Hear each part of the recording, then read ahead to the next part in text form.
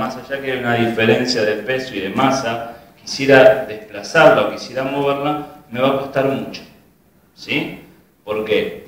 Porque tiene un centro de gravedad muy bajo, tiene 4 apoyos, lo que hace que su base de sustentación sea muy amplia. Ahora yo le voy a pedir a Nayeli que se arrodille. Mover a Nayeli en esta situación se me empieza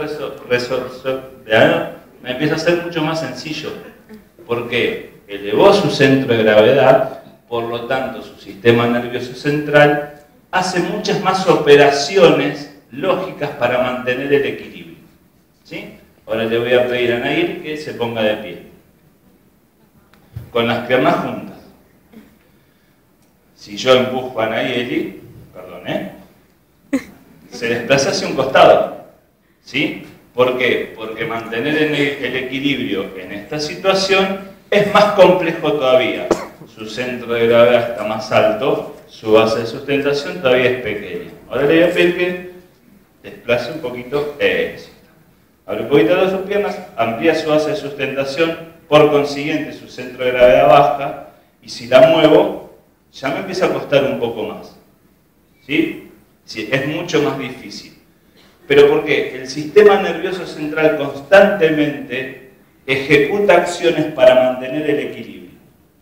¿Sí? Y ahora le voy a decir que algo un poco más y flexione las rodillas.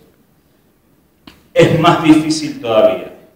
Esta es una de las explicaciones, por ejemplo, de por qué no hay gestos técnicos deportivos que se hagan a rodillas extendidas. Porque estoy constantemente en pérdida de equilibrio. Entonces recordemos, primero arrodillados con una posición de 4 apoyos, después arrodillados solamente, después de pie y después con una base de sustentación más amplia. Muchas gracias. Ahora bien, ¿por qué hice esto? Les voy a pedir que hagamos un poco un ejercicio de imaginación y vayamos 4 millones de años atrás. ¿Sí? En ese momento, según lo que estudiaron los arqueólogos, los antropólogos, el hombre dio un gran salto evolutivo. Imagínense que éramos primates, que nuestro desplazamiento era sobre 4 apoyos, como Nayeli estaba al principio. Los cambios climáticos, ¿qué es lo que hicieron? ¿Qué es lo que obligaron? A que el hombre baje, a que el primate baje del árbol y dé sus primeros pasos.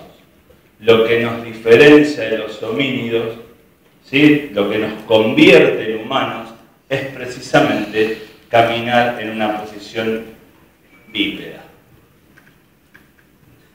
¿Por qué?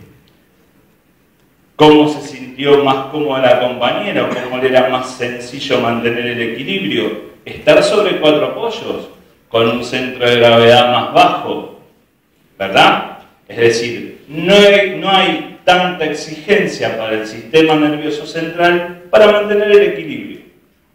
A medida que hemos evolucionado como especie, al día de hoy, mantener el equilibrio requiere un excesivo trabajo del sistema nervioso central. ¿Qué implica esto? Que precisa un cerebro más grande, con mayor cantidad de conexiones sinápticas.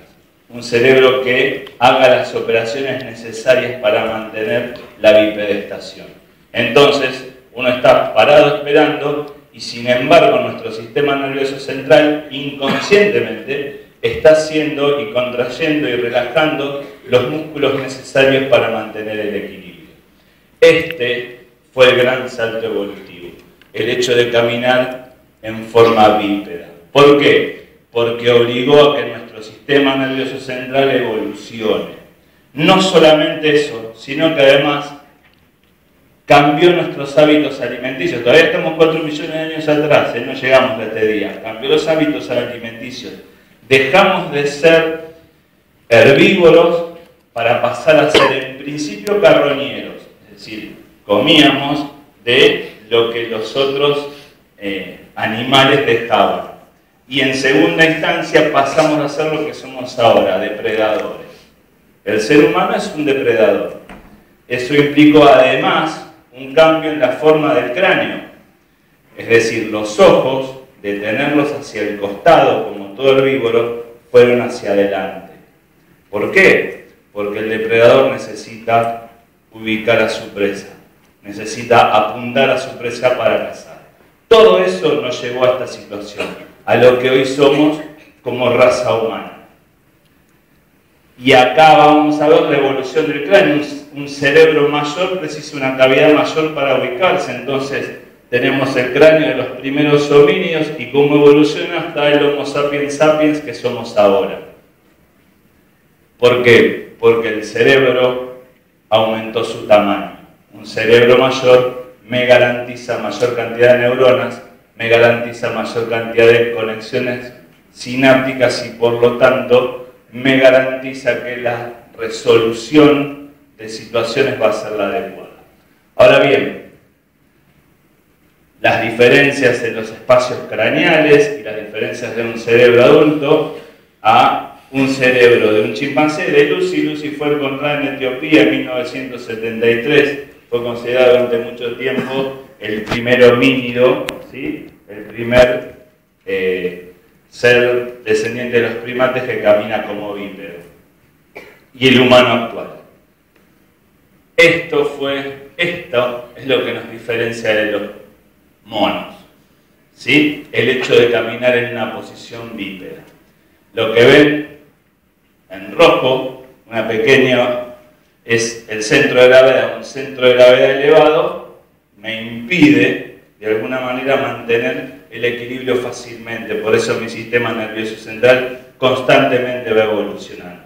Claro, ustedes me dirán, esto es algo. La estimulación a edades tempranas, está hablando de los monos. Sí, pero ¿por qué? Porque esta evolución de 4 millones y medio, casi 5 millones de años, se da en los 2 primeros años de edad de nuestros chicos. Entonces, millones de años de evolución en 2 años, en los 2 primeros años de edad.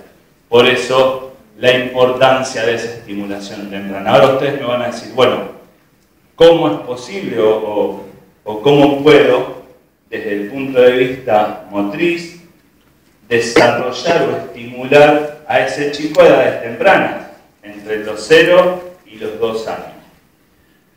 Doy marcha atrás todavía, porque en realidad la estimulación empieza desde el vientre materno.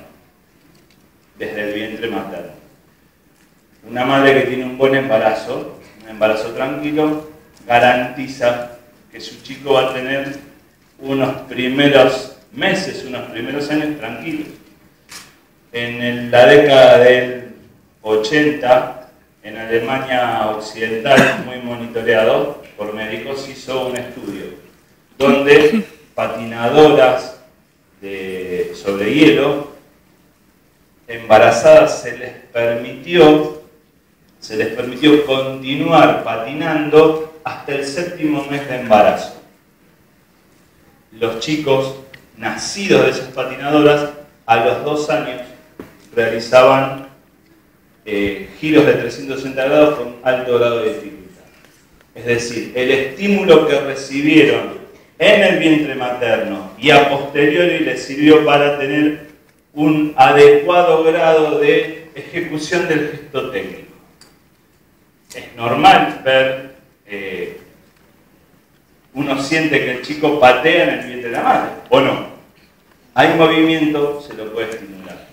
Dice la historia que la madre de Mozart ejecutaba partituras mientras Mozart estaba en el vientre materno. No es casual que después haya sido uno de los músicos más brillantes de la historia humana.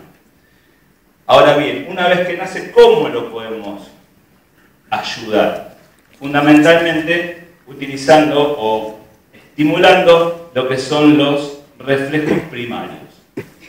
Los reflejos primarios. ¿Qué son los reflejos primarios? Primero vamos a definir qué es un reflejo.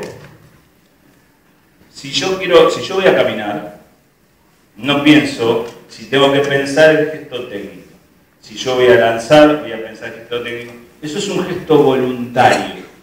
El reflejo es absolutamente involuntario. Es decir, yo no pienso lo que voy a hacer. ¿Para qué sirven los reflejos? Fundamentalmente para ayudarme a sobrevivir. Imagínense que tengo un clavo que sale hacia afuera, voy a apoyar la mano, no me doy cuenta qué es lo primero que voy a hacer. Sacarla rápidamente. Si es un reflejo, no pienso. Si no apoyo la mano y digo, me estoy pinchando. Y me duele un poco. Cerebro, saca la mano de ahí. Cerebro, ya me duele más y saco la mano. No, es reflejo. O el reflejo lo que realiza es la mitad del camino, va hasta las astas de la columna vertebral y vuelve. ¿Por qué no puedo hacer el camino completo al sistema nervioso central? Y porque entonces el clavo me corta la mano. Lo necesito para la supervivencia. Básicamente esos son los reflejos. El niño nace con otros reflejos, que lo podemos llamar como reflejos primarios o a veces como reflejos arcaicos. ¿Sí? Las dos concepciones, de acuerdo a los autores, están bien. ¿Y qué son los reflejos? Son movimientos estereotipados, es decir, ya están formados y se dan de determinada manera y ayudan precisamente a que el niño preserve su vida en esos primeros 2 años. ¿Qué tienen de favor? Es eso, que me ayudan a preservar la integridad del bebé. ¿Qué me va a llevar en contra? Que si perduran más allá de los 2 años pasan a llamarse reflejos aberrantes. ¿Por qué reflejos aberrantes? Porque que esos reflejos perduran implica cierto tipo de patología a nivel neurológico. Yo no soy pediatra, el pediatra lo primero que hace es ver los reflejos de este chico, del niño que nace, y va monitoreando los reflejos a medida que pasa esos 2 primeros años de vida. Si desde el punto de vista de los reflejos cumplen con los parámetros, entonces no hay ninguna patología neurológica. Si desde el punto de vista de los reflejos hay alguno que perdura en el tiempo más de lo conveniente o no aparece, entonces hay una patología. Eso lo monitorea el pediatra siempre. Vamos a ver algunos de los reflejos. El reflejo de Moro. El reflejo de Moro es cuando el bebé tiene la sensación de caída, abre los brazos hacia los costados con las manos abiertas. Está como para caerse y rápidamente tiene ese reflejo. Es involuntario, no piensa, me voy a caer de la mano de papá, entonces mejor abro los brazos. No, es involuntario. Dura de los 4 a 6 meses. ¿Y por qué decía que son reflejos aberrantes? Porque si el reflejo es retenido, es decir, se convierte en un reflejo aberrante, empieza a tener problemas de equilibrio, empieza a tener problemas de atención, empieza a tener problemas de... inmunológicamente el bebé es más débil, tiene problemas de alergia, tiene problemas de integración social, les disgustan los cambios por el medio ambiente, tiene una ansiedad elevada y es hiperactivo pero seguido de una fatiga, es decir, no tiene una hiperactividad controlada. Esto es lo que se produce si el reflejo de Moro no desaparece en el lapso de los 6 meses. Entonces muchos de los chicos de los niños que hoy tenemos y que tal vez tengan este tipo de problemas, hay que averiguar su historia familiar, hay que averiguar si en esos primeros 6 meses de vida el reflejo de Moro fue el adecuado.